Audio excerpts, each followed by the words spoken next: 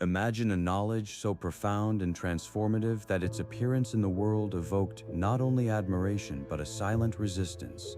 A knowledge embodied in a work that seemingly sought only to reveal the secrets of personal success, yet proved so powerful that its volumes, first published at the dawn of the 20th century, were withdrawn from public access in 1933, and the author's very name was long consigned to oblivion in certain circles.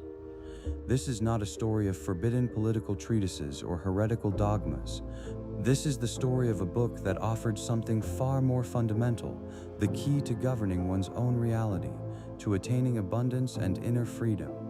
We speak of the Master Key System by Charles Francis Haanel. Charles Francis Haanel, a man whose name is today associated with one of the most influential works in the field of personal development, was born on May 22, 1866 in St. Louis, Missouri.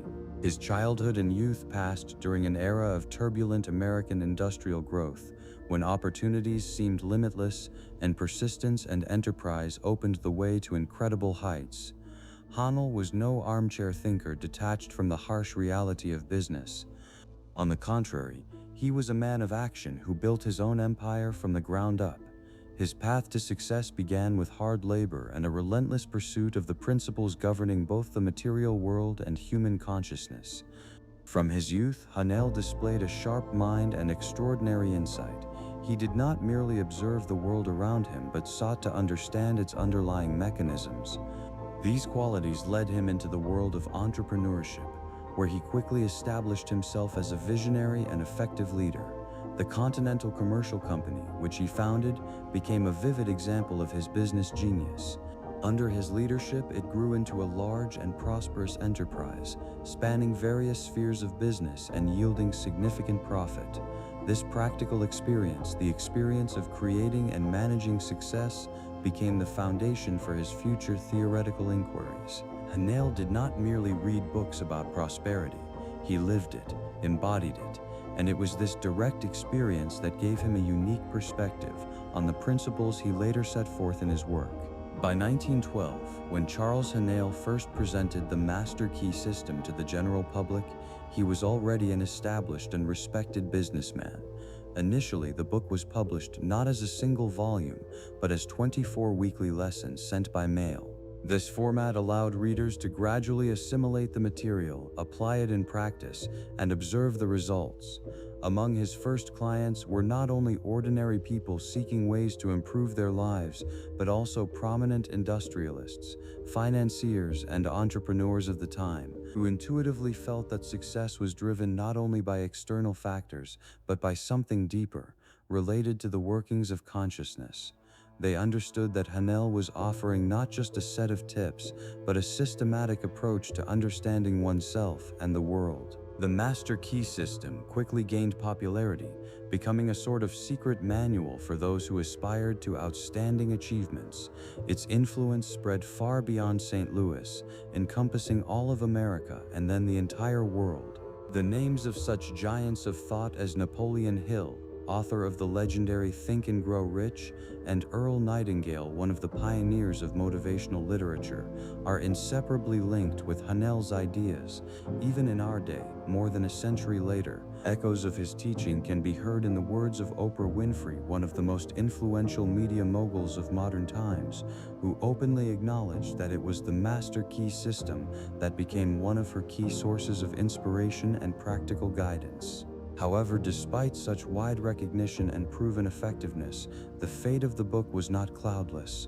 In 1933, at the height of the Great Depression, when economic instability and social upheaval reached their peak, the printings of the Master Key System were withdrawn from circulation. The reasons for this step remain a subject of discussion to this day. Some historians point to possible pressure from certain circles who disliked the spread of ideas of personal power and self-sufficiency during a period when the government sought to strengthen control over society. Others see in this an attempt to suppress alternative approaches to understanding economics and welfare. Be that as it may, this fact only emphasizes the extraordinary power and potential influence that Haanel attributed to the human mind and its ability to shape reality. We turn to the 23rd lesson of the Master Key System, which is dedicated to one of the most acute and eternal themes of human existence, money and its true nature, as well as the fundamental concept of service. In this lesson, Charles Haanel offers a radically different view of financial well-being, challenging conventional notions of accumulation and wealth. He asserts that money, in its pure form, has no value in itself. Its only genuine value lies in its ability to create desired conditions, provide opportunities, facilitate development, and bring benefit.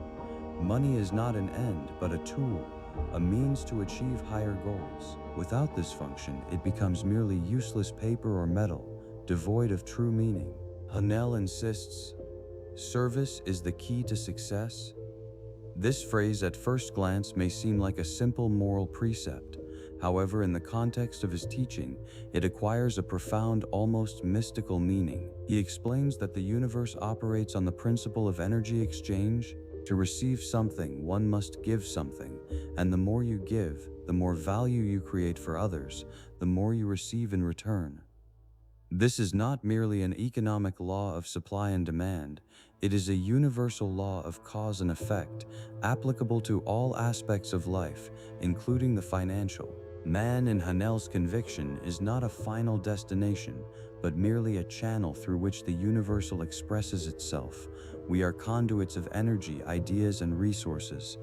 If this channel is blocked for the sake of accumulation, for the sake of holding the flow exclusively for oneself, then the source that feeds it inevitably withers. It is like a river that ceases to flow if its bed is blocked by a dam that does not allow the water to continue its path. The water stagnates, loses its vital force, and eventually the river itself, its source, begins to die. In the same way, when a person ceases to be a channel for service, when they block the flow of abundance by trying to keep it solely for themselves, they not only deprive themselves of further inflow but also undermine the very principle by which the universe operates. Haanel formulates this with utmost clarity. Money is woven into the fabric of our entire existence. It is received by the one who serves more, and retained by the one who continues to serve. This quote is the quintessence of his 23rd lesson. It speaks to the fact that money is not something separate from us, not an external entity to be caught and held by force. It is organically integrated into our lives, being a natural consequence of our interaction with the world. He who creates the greatest value, who solves the greatest number of problems, who serves the greatest number of people, is the one who attracts the greatest amount of money. And no less importantly, to maintain this prosperity, it is necessary to continue to serve, to continue to be useful, to continue to be a channel for the flow. To stop serving is to stop the flow of money. This idea of service as the basis of prosperity is not a new invention of Charles Haanel. It finds deep parallels in the wisdom of ancient civilizations and philosophical traditions, which only confirms its universality and timeless truth. Let us turn to ancient Rome, to the eminent orator and philosopher Cicero. In his treatise on duties written in 44 BC, he asserted, "There is nothing more strengthening to the soul than generosity." For Cicero and his contemporaries, generosity, or liberalitas was not merely an act of charity but a fundamental virtue, one of the pillars of virtus, the Roman concept of courage, valor, and moral perfection.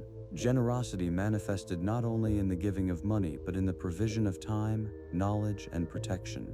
It strengthened social bonds, formed auctoritas, authority and influence, and most importantly, developed inner strength and nobility of spirit. Cicero understood that a person who generously shares their resources thereby expands their influence and strengthens their position in society, and their soul becomes more resilient and noble.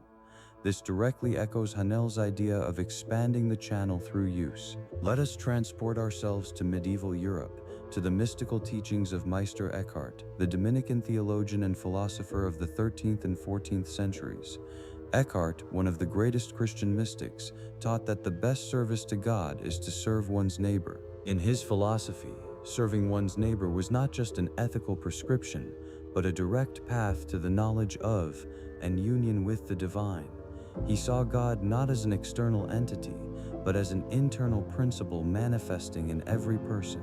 Therefore, by serving others, we are essentially serving the divine within them, and thereby drawing closer to the divine within ourselves. This deep spiritual understanding of service as an act of self-knowledge and union with a higher principle fits perfectly into Haanel's concept of man as a channel through which the universal expresses itself. Ancient Jewish traditions also contain powerful parallels to the idea of service and giving.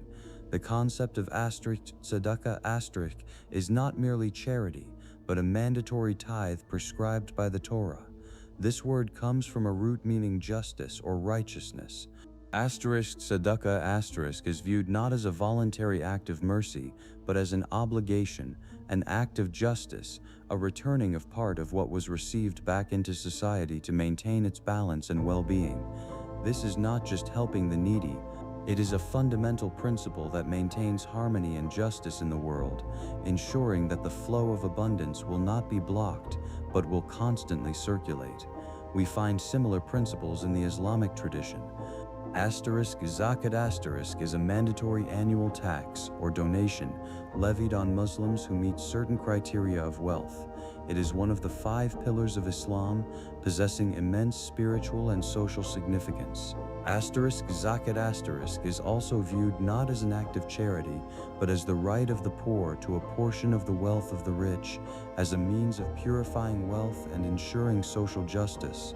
It prevents the accumulation of wealth in the hands of a few and stimulates its circulation, which maintains the economic stability and well-being of the community. In Buddhist philosophy, generosity, or dana is the first of the 10 paramitas, perfections leading to enlightenment. The practice of dana includes not only the giving of material goods, but also the giving of time, energy, compassion, and wisdom. The Buddha taught that generosity purifies the mind of greed, attachment, and selfishness, creating favorable karma and opening the path to inner peace and freedom.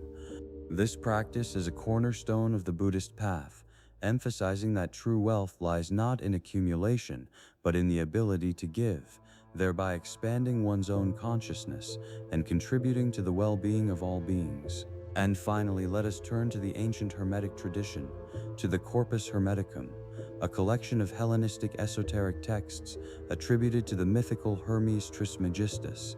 In one of its fragments it is said, "God gives all, therefore all flows back to him." This phrase expresses a profound cosmic principle, according to which the universe is in constant motion, in a continuous cycle of giving and receiving. The divine principle, being the source of all existence, constantly radiates its energy, its essence outward, and it is precisely thanks to this flow that everything returns to him, enriched and transformed. This is a metaphysical explanation of the principle of circulation, which Haanel applies to money and success. To receive, one must give, because such is the fundamental design of the universe. All these ancient traditions, from Roman philosophy to Eastern mystical teachings, unanimously point to the same principle. Generosity, service, and giving are not merely moral virtues, but universal laws governing the flow of abundance and well-being. They confirm the insight of Charles Haanel, who, drawing on his own experience and a deep understanding of human psychology, was able to formulate these principles in an accessible and practical form. Haanel's 23rd lesson is not limited merely to theoretical comprehension. It offers a concrete, practical recommendation, which is the key to activating this universal law in one's own life. He calls for dedicating 10% of one's income and 10% of one's time to that which will bring no direct benefit. This means giving something of value to those who cannot give back to you in return. This could be charity, volunteer work, helping the needy, supporting the arts or sciences, or simply selfless service to one's neighbor. The goal of this practice is not to receive an immediate return, but to expand your own channel. Like water flowing through a channel, widening it, so the energy of giving expands your capacity to receive. When you consciously give without expectation of direct benefit, you send a powerful signal to the universe, affirming your faith in abundance and your readiness to be a conduit for that abundance. You demonstrate that you are not afraid to lose, but on the contrary are ready to share, thereby opening yourself to an even greater inflow. The channel expands through use. This is the fundamental principle that allows us not only to receive but to retain wealth, constantly renewing and enriching it through service. This practice is not just financial advice. It is a spiritual exercise that changes your relationship with money, with yourself, and with the world. It teaches you to see money not as an end goal, but as a means for creating good, for service, and for the embodiment of desired states. It is in this deep understanding that the true power of Charles Haanel's 23rd lesson lies, offering not just a method for achieving success, but a path to a more fulfilling, abundant, and meaningful life. It is in this deep understanding that the true power of Charles Haanel's 23rd lesson lies, offering not just a method for achieving success, but a path to a more fulfilling, abundant, and meaningful life. And it is surprising how deeply these seemingly philosophical views penetrate into the very essence of modern science. What Charles Haanel intuitively grasped and formulated at the beginning of the 20th century finds more and more confirmation today in advanced research in psychology, neurobiology, and even genetics. Modern scientists, armed with the most complex instruments and methods, are beginning to uncover the mechanisms through which the principle of service and giving becomes a powerful catalyst for personal well-being and success. Take, for example, the pioneering work of Dr. Adam Grant, a psychologist at the Wharton School of Business, whose book Give and Take, published in 2013, was the result of 25 years of research in the field of interpersonal relationships and labor productivity. Grant identified three main types of people: takers, who seek to maximize their own benefit; givers, who prefer to give more than they receive; and matchers, who strive for balance. His striking conclusions showed that in the short term, givers often find themselves at the bottom of productivity rankings, as their generosity can be exploited by takers. However, in the long term, it is the givers who rise to the very pinnacle of success. Their networks of connections prove stronger, their reputation is impeccable, and they receive support when they truly need it, creating an ecosystem of mutual support and trust around them. At the same time, the takers, who rise quickly, fall just as rapidly, as their egocentric strategy eventually repels those around them. These observations are also confirmed in the sphere of physical health. Dr. David McClelland and Stephen Post, in their book Why Good Things Happen to Good People, released in 2017, presented compelling evidence that altruism and service not only improve social connections, but also beneficially affect longevity and health. Their research showed that people who dedicate more than 100 hours a year to volunteer activities reduce their mortality risk by 22% over 10 years. This is not just a statistical correlation. It is evidence that the act of giving triggers complex biochemical processes in the body that reduce stress, strengthen the immune system, and contribute to overall well-being. Further research by Professor Michael Norton of Harvard University, conducted in 2008, showed that spending as little as $5 on other people makes a person happier than spending $100 on oneself. This phenomenon was confirmed in experiments across various cultural contexts. In Canada, Uganda, and Japan, everywhere the result was the same. The act of generosity activates pleasure centers in the brain, releasing dopamine and oxytocin, creating the so-called helper's high. This is not just a pleasant sensation, it is a powerful evolutionary mechanism that reinforces social behavior and contributes to the survival of the species. But how exactly do these behavioral patterns affect us at a deep, biological level? Modern science offers startling answers. The concept of neuroplasticity, detailed by Dr. Biero patterns, affect us at a deep, biological level. Modern science offers startling answers. The concept of neuroplasticity, detailed by Dr. Biero patterns. Norman Doidge, in his book The Brain That Changes Itself, published in 2017, has radically changed our understanding of the brain. We no longer view it as a static, unchanging organ. On the contrary, the brain possesses an amazing ability to reorganize its neural connections, adapt and change in response to experience, thoughts, and actions. Every time we learn something new, experience strong emotions, or perform repetitive actions, our brain rewires itself. A vivid example of neuroplasticity is the study conducted by Dr. Eleanor Maguire and her colleagues in the year 2000, studying the brains of London taxi drivers. It is known that to obtain a license, London taxi drivers must pass a most rigorous examination requiring the memorization of thousands of streets, alleys, and city landmarks. This knowledge, known as the knowledge, takes up to 4 years of intensive study. Maguire's study showed that in taxi drivers who successfully completed the training, the posterior part of the hippocampus, the area of the brain responsible for spatial memory and navigation, significantly increased in volume compared to the control group. Moreover, the longer the taxi driver had worked, the larger their hippocampus was. This experiment clearly demonstrates how purposeful, repetitive mental activity literally changes the physical structure of the brain. If the brain can rewire itself to memorize a city map, imagine how it can adapt to the constant practice of service, generosity, and positive thinking, creating neural pathways predisposed to well-being and success. Even deeper revelations have been brought by epigenetics, the science that studies how the environment and behavior can influence the functioning of our genes without changing the DNA sequence itself. Dr. Patterns, a modern surichinsta mothelitsthor. Bruce Lipton, one of the pioneers of this field, showed in his works that our beliefs and emotions are capable of literally turning certain genes on or off. We are not hostages to our genetic code. On the contrary, we actively participate in its expression. A startling experiment conducted by Dr. Pattern, Brian Diaz, and Dr. Carrie Ressler in 2014 demonstrated that traumatic experience can be inherited through epigenetic changes. Scientists trained mice to fear the smell of cherry blossoms by associating it with an electric shock. Subsequently, the offspring of these mice, who had never been subjected to the shock, exhibited the same fear response to the smell of cherries. And even the grandchildren of these mice demonstrated increased sensitivity to this smell. This means that not only do our individual thoughts and actions shape us, but they can also leave an imprint on future generations.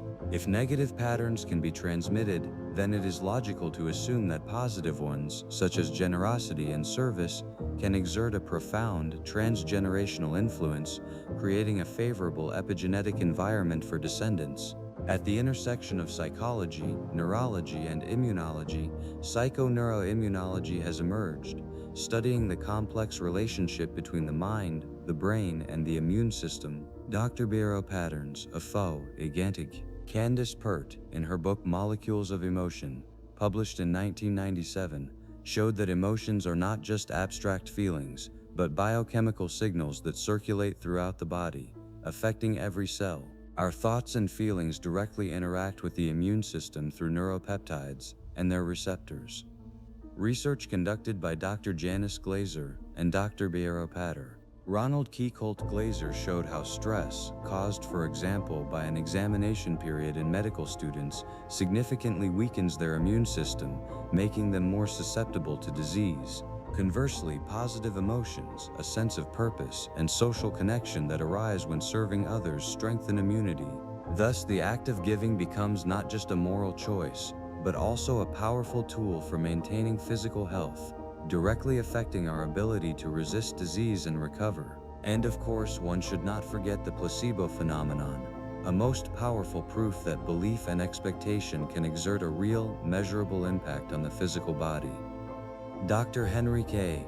Beecher, in his classic 1955 study, showed that 30 to 60% of patients experience significant improvement in health when taking an inactive substance if they believe it is a real medicine.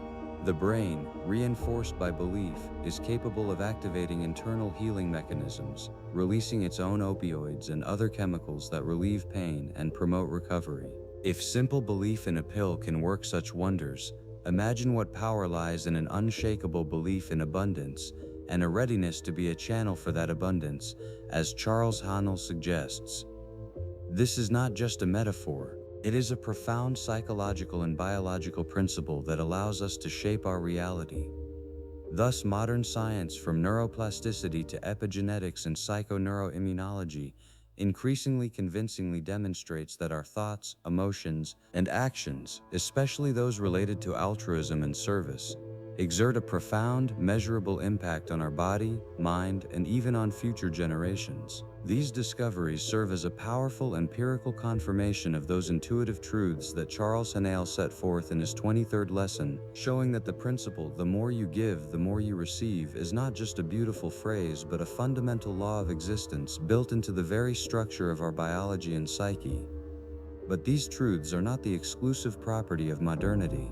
For millennia, the greatest sages and spiritual teachings of various civilizations have come to similar conclusions, emphasizing the universality of the principle of giving and service.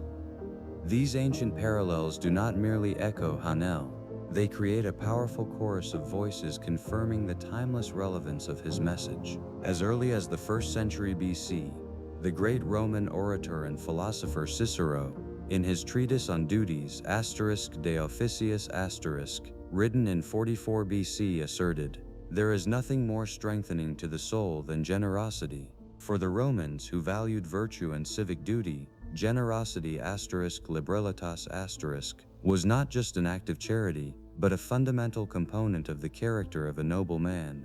It was viewed as a way of strengthening society, demonstrating one's dignity, and most importantly, as a path to inner peace and strength of spirit. Cicero understood that true generosity is not wastefulness, but a thoughtful and purposeful service to the common good, which eventually returns to the giver in the form of respect, support, and inner satisfaction. In the 13th century, the great Christian mystic Meister Eckhart, preaching in medieval Germany, taught that the best service to God is to serve one's neighbor. For Eckhart, as for many mystics, God was not a distant entity but was present in all creation. Therefore, the act of serving another person was a direct act of serving the divine. He emphasized that true spirituality manifests not in seclusion and detachment, but in active participation in the world, in compassion and selfless help to those in need. This idea deeply resonates with Haanel, who sees man as a channel through which the universal expresses itself.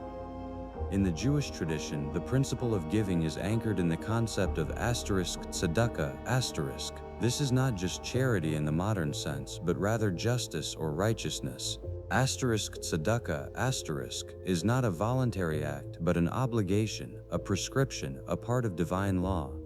It includes the practice of ma'aser kesafim, the mandatory tithe of income that must be given to the needy. This practice ensures the redistribution of wealth, and reminds everyone that everything they possess is a gift from God, and they are but temporary stewards of these blessings. Thus, giving becomes not only a way of helping, but also a spiritual exercise, strengthening the connection with the divine, and reminding us of our role in maintaining the harmony of the world. Similar principles are found in Islam, where Zakat* is one of the 5 pillars of faith. It is a mandatory annual tax on wealth that is collected and distributed among the needy. Zakat* not only ensures social justice, but also serves as a means of purifying wealth and the soul of the believer. It serves as a reminder that material goods are a test, and true value lies in their use for the good of society. Refusal of Zakat* is considered a serious sin, as it blocks the divine flow of blessings. In Buddhism, generosity, or *Dana*, is the first of the 10 paramitas, perfections that lead to enlightenment. The practice of *Dana* includes not only material offerings but also the giving of time, energy, wisdom, and compassion. The Buddha taught that the act of giving without expectation of reward purifies the mind of greed, attachment, and selfishness, creating favorable karma and contributing to spiritual growth. In the Dhammapada, one of the oldest Buddhist texts, it is said, Dhammapada 1:1. All that we are is preceded by our thoughts. They are the foundation of everything, and they create everything. This statement directly points to the fact that the intention behind the act of giving shapes our reality, and a generous mind creates a generous life. Even deeper into antiquity goes the Hermetic tradition, attributed to the legendary Hermes Trismegistus. In the Corpus Hermeticum, a collection of esoteric texts from the 1st centuries of our era, there is a teaching that echoes Haanel's ideas about the universal flow. In the treatise Poemandres, it is said, "God gives all, therefore all flows back to him." This phrase expresses the fundamental principle of Hermeticism, the principle of correspondence. As above, so below. If the divine principle is an infinite source of giving, then man, created in the image and likeness of God, must participate in this flow.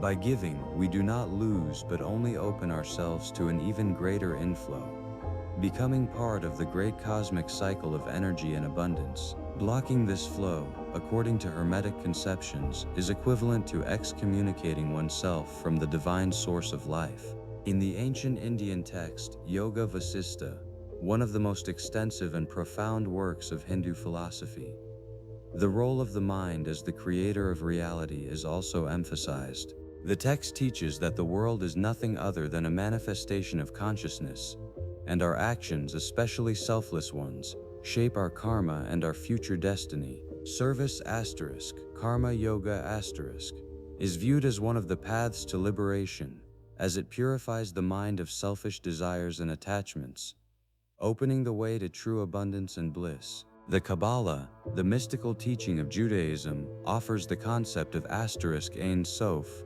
the infinite, the absolute, which is the source of all existence. Ein Sof, constantly radiates energy and abundance. Shefa into all worlds. Man, according to the Kabbalah, is a channel for this divine energy. Through his actions, especially through teshuva repentance, tefillah prayer, and tzedakah generosity, man can either facilitate or hinder this flow. When we give, we become like Ein Sof becoming conduits of divine light and abundance, and thus attract even more blessings into our lives and into the world. Stoics, such as Epictetus and Marcus Aurelius, also emphasize the importance of service and living in harmony with nature and reason. Epictetus taught that we should focus on what is in our power, our thoughts, judgments, and actions, and not worry about external circumstances. Service to the common good, Cosmopolis was for the Stoics not just a duty, but a natural manifestation of a rational and virtuous life. Marcus Aurelius, in his Meditations, constantly returned to the idea of the interconnectedness of all beings, and the necessity of acting for the benefit of all humanity, seeing in this the path to inner peace and true happiness. Even in Zen Buddhism, which is often associated with meditation and self-contemplation, the principle of selfless action occupies a central place. The Zen patriarch Bodhidharma, who brought Buddhism to China, taught that true enlightenment manifests not in speculative reasoning, but in direct experience and action, free from attachment to results. Selfless service, performed with a clear mind, becomes a path to awakening, as it destroys the illusion of separateness and connects man with the universal flow of existence. All these ancient traditions, separated by millennia and geographical distances, unanimously point to one and the same fundamental truth. Giving and service are not merely moral imperatives but universal laws governing the flow of abundance and well-being.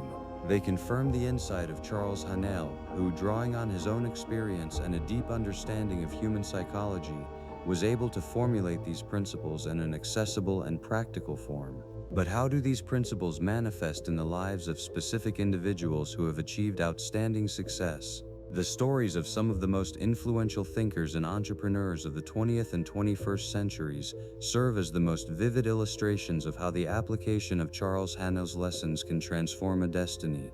These people may not have always consciously followed every point of the Master Key system, but their lives and achievements resonate in an amazing way with its fundamental principles, especially with the 23rd lesson on service and giving. One of the most striking examples is Earl Nightingale, the legendary radio host, motivational speaker, and author, whose 1956 recording The Strangest Secret became the first audio course in history to sell over 1 million copies. Nightingale grew up in poverty during the Great Depression, served in the Marine Corps, survived the attack on Pearl Harbor, and then stumbled upon Charles Haanel's book, The Master Key System. This acquaintance, in his own words, was a turning point in his life. He began to deeply study the principles of success set forth by Haanel and other thinkers, such as Napoleon Hill, The essence of Nightingale's strangest secret was simple but revolutionary.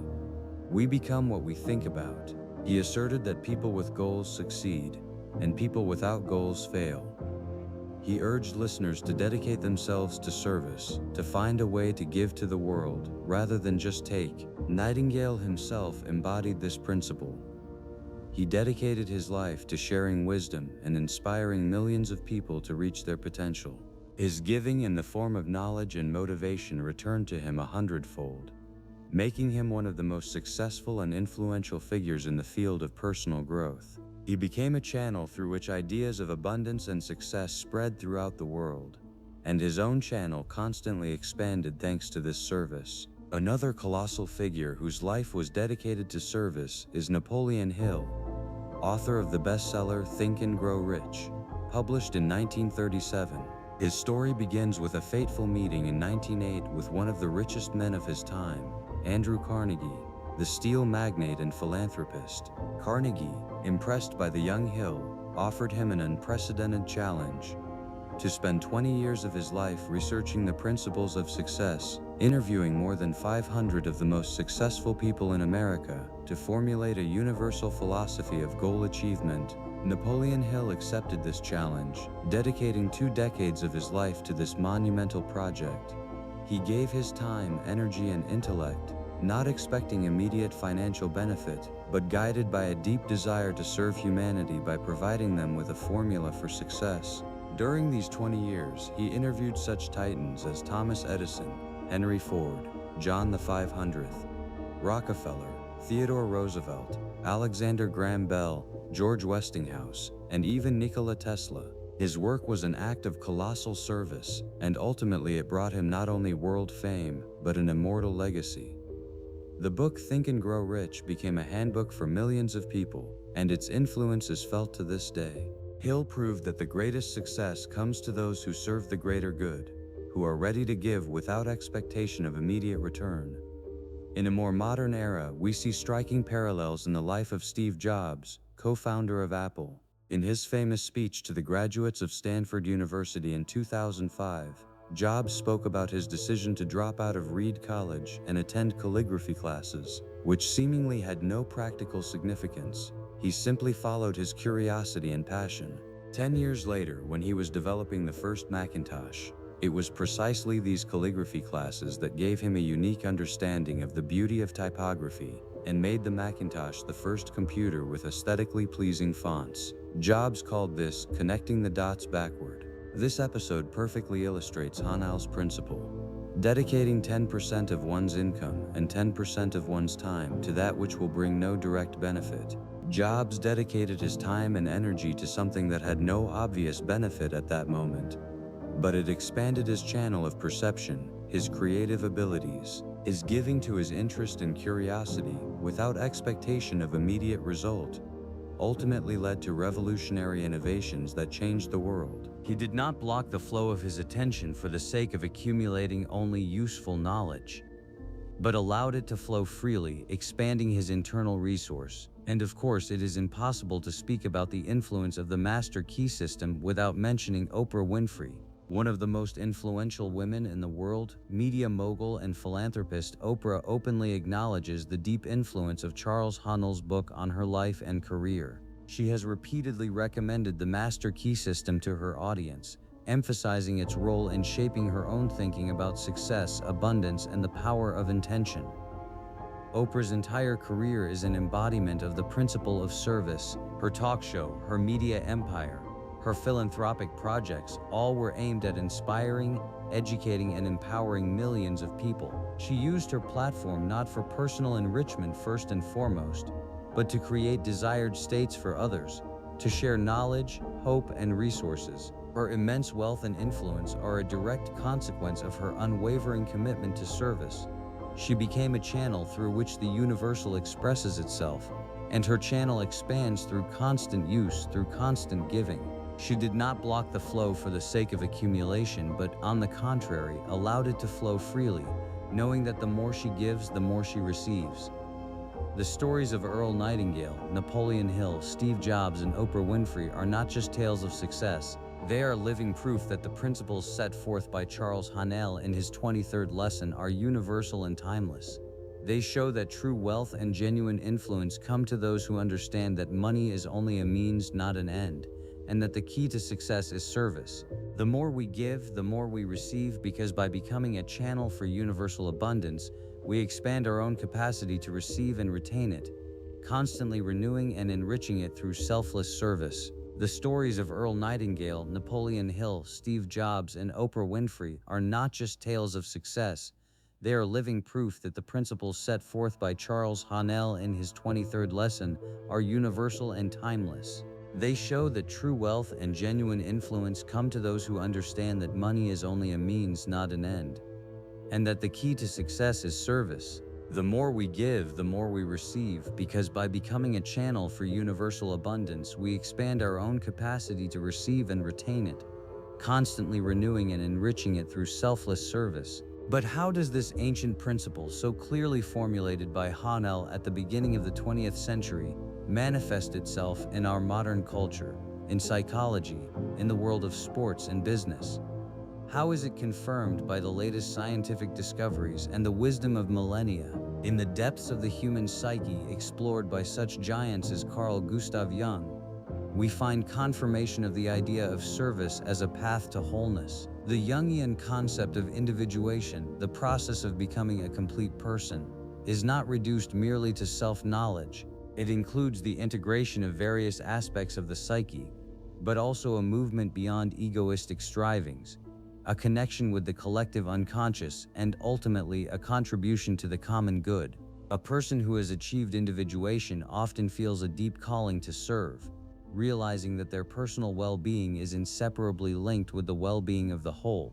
Abraham Maslow, a pioneer of humanistic psychology, placed self-actualization at the top of his hierarchy of needs, the striving to realize one's potential. However, later he spoke of a higher level, self-transcendence, when a person goes beyond personal interests to serve something greater than themselves. Peak experiences described by Maslow, moments of deep joy, meaning, and unity, often arise precisely when a person is completely absorbed in activity aimed at the benefit of others or feels themselves part of something much larger.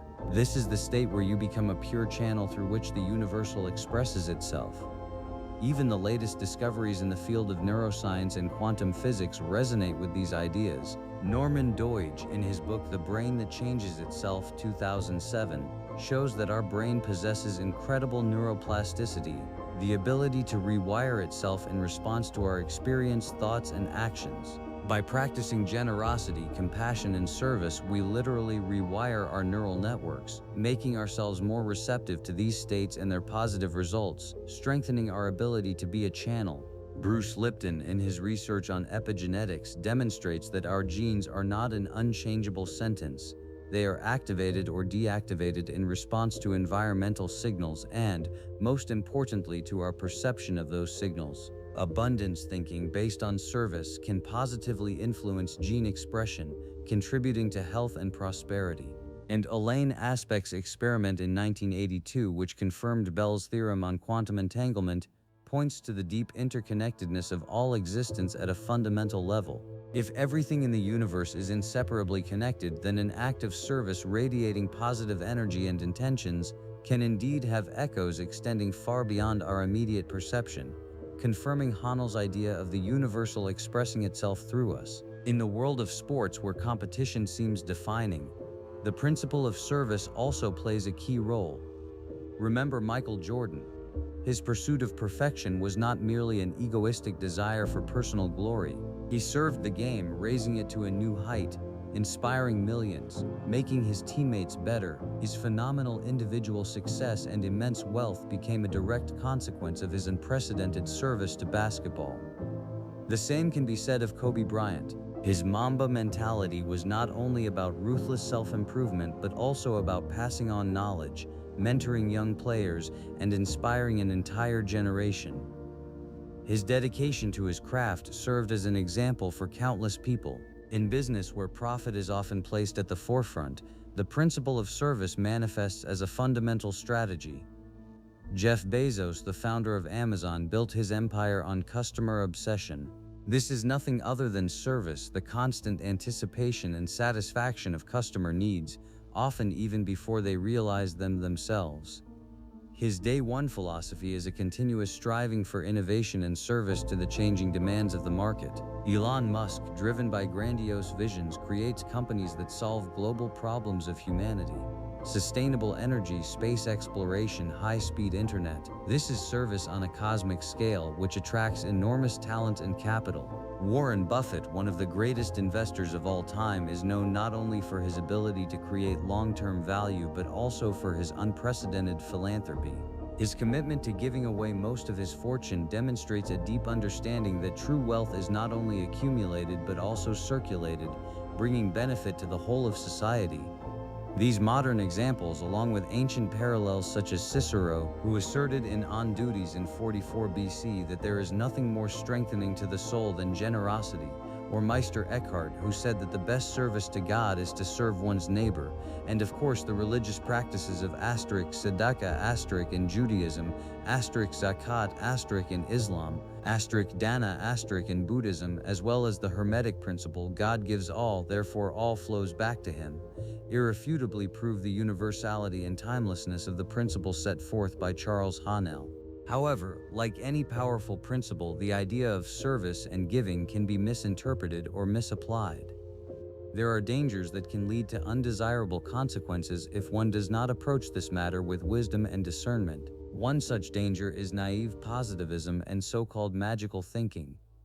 The belief that it is enough to simply wish or pronounce an affirmation and the universe will automatically deliver the desired result without any effort or meaningful action on the part of the person is a deep delusion. Haanel himself emphasized the importance of not only understanding but applying the laws, the disciplined work of thought and concrete steps. This is not magic, but the systematic use of universal principles. Another trap is the denial of reality, or so-called toxic spirituality. This manifests in ignoring real problems, suffering, poverty, or injustice in the world, as well as personal difficulties, under the pretext that everything is perfect or you create your own reality. Such an approach can lead to detachment, avoidance of responsibility, and even to victim blaming. The principle of service, on the contrary, requires engagement with reality, active participation in its improvement, rather than passive contemplation or denial. Service implies action aimed at alleviating suffering and creating a better world. Finally, there is the risk of being exploited. Adam Grant's research in the book Give and Take 2013 shows that givers can find themselves at the bottom of productivity rankings in the short term if their generosity is not accompanied by discernment.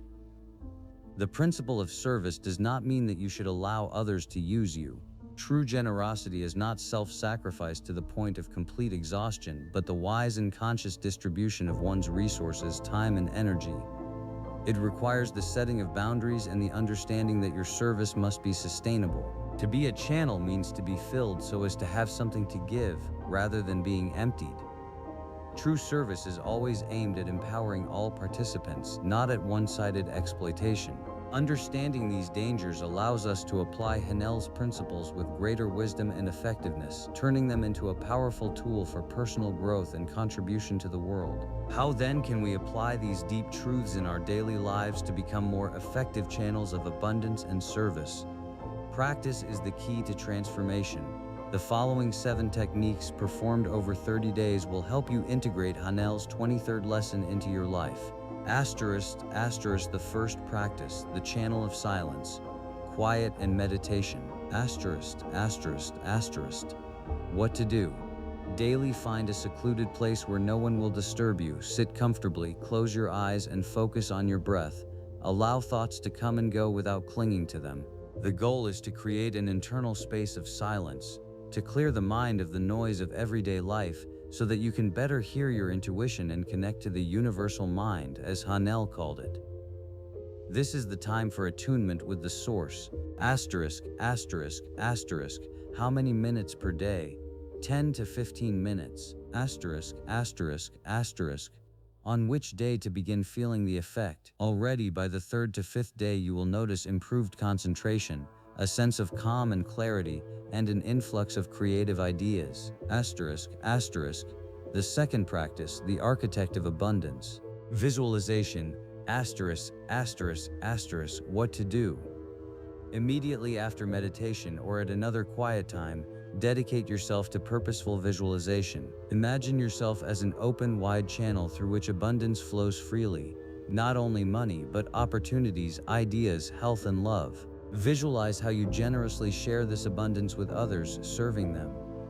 Imagine specific acts of service, how you help someone, how your project brings benefit, how your words inspire. See the joy on the faces of those you serve, and feel deep satisfaction from this process.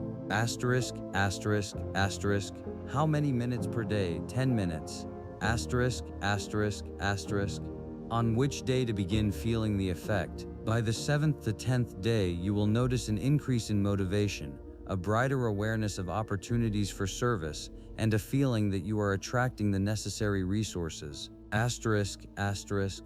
The third practice, the echo of service. Affirmation. Asterisk, asterisk, asterisk. What to do? Create 1 or 2 powerful affirmations that reflect the principle of the 23rd lesson. For example, I am an open and pure channel for universal abundance, and I generously share it, serving the world. Or my service brings me prosperity, and my prosperity strengthens my service. Repeat these affirmations aloud or to yourself in the morning, immediately after waking, and in the evening before sleep. Feel the meaning of every word, letting it pass through you. Asterisk, asterisk, asterisk. How many minutes per day? 5 minutes. Asterisk, asterisk, asterisk. On which day to begin feeling the effect?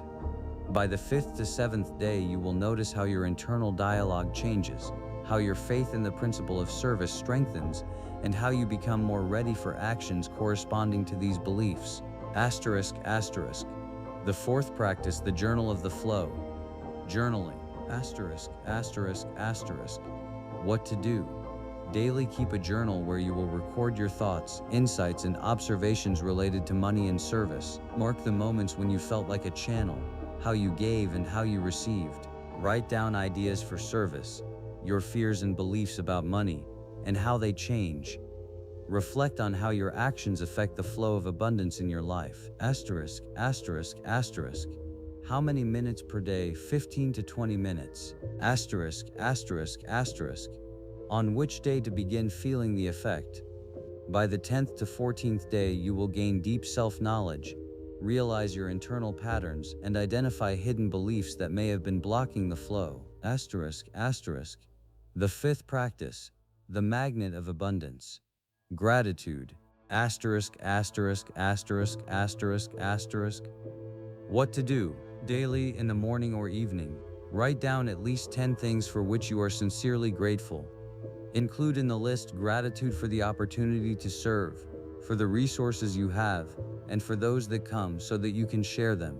Give thanks for the people in your life, for the lessons, and for the very fact of your existence as a channel. Asterisk, asterisk, asterisk. How many minutes per day? 5 to 10 minutes. Asterisk, asterisk, asterisk. On which day to begin feeling the effect? From the very first day, you will feel an immediate improvement in mood, a shift in focus from deficit to abundance, and an increased sense of satisfaction. This opens you to even greater receiving. Asterisk, asterisk. The sixth practice, the director of influence. Mental rehearsal of service. Asterisk, asterisk, asterisk. What to do? Choose one specific situation where you could manifest service in the near future, helping a colleague, supporting a friend, showing generosity in a public project. Mentally play out this situation in all details, imagining yourself acting in the best possible way, with maximum giving and a positive result for all participants. Feel the feelings that arise upon successful service. Asterisk, asterisk, asterisk. How many minutes per day? 10 minutes. Asterisk, asterisk, asterisk. On which day to begin feeling the effect? By the 7th to 10th day, you will notice an increase in confidence in your abilities, readiness for action in real situations, and improvement in your social interactions. Asterisk, asterisk, the seventh practice, the mirror of the world. Shifting the focus. Asterisk, asterisk, asterisk, asterisk, asterisk. What to do during the day when you catch yourself thinking of lack, fear, worry about your own needs, or focusing exclusively on yourself. Consciously shift the focus. Ask yourself the question, how can I serve in this situation? How can I be useful to others right now? Look for opportunities for small but sincere acts of kindness, help, and support. This could be a smile to a stranger, a kind word, a small favor. Asterisk, asterisk, asterisk. How many minutes per day? Constantly during the day.